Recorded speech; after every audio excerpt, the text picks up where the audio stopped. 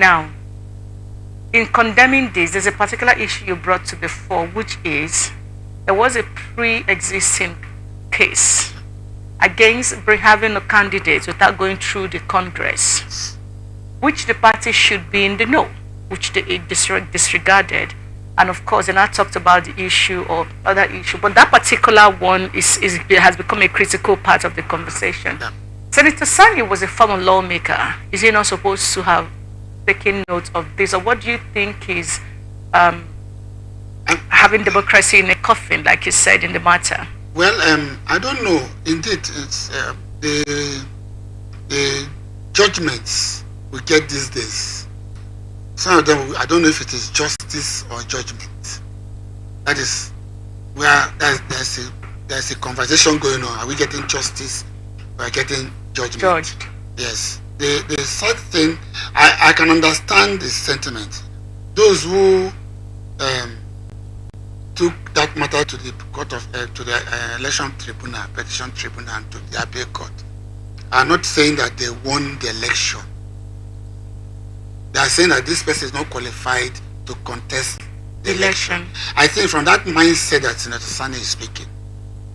Yeah, which is again a pre-election issue that should have been sorted out. From that mindset, that's where he's speaking. I'm not sure he's speaking from a breach of the constitution. I think he's speaking. Maybe we should begin to, our law system should begin to run the jury system, where it's not only about legal issues. Yeah, the way people have, but the way people look at issues, moral issues, effect of the society, and everything. You know. So I think that is the mindset he's talking about. Is the judiciary helping us in this matter? But you see, the judiciary cannot not do what the law says. Although there are instances when the judiciary are taking actions, we saw that this decision is against our own perception of the law. It's against the law.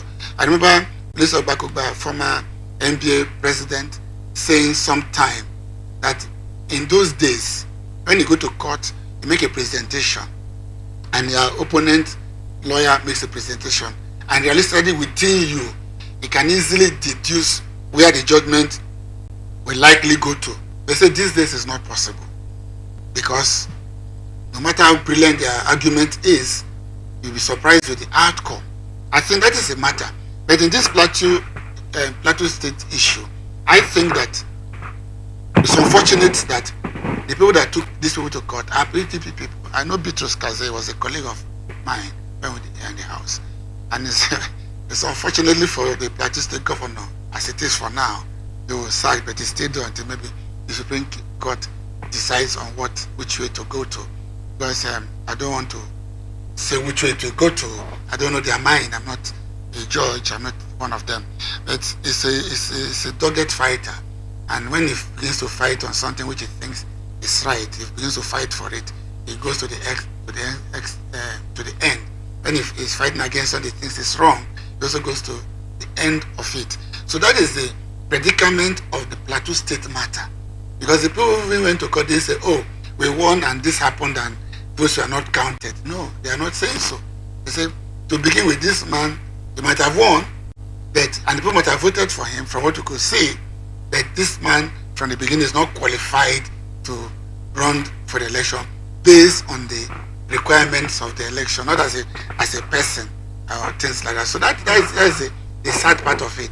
As for being the coffin of democracy, I don't think he's just talking about Plateau State matter alone. Maybe there are things that have made him to think so. Maybe the other two states too.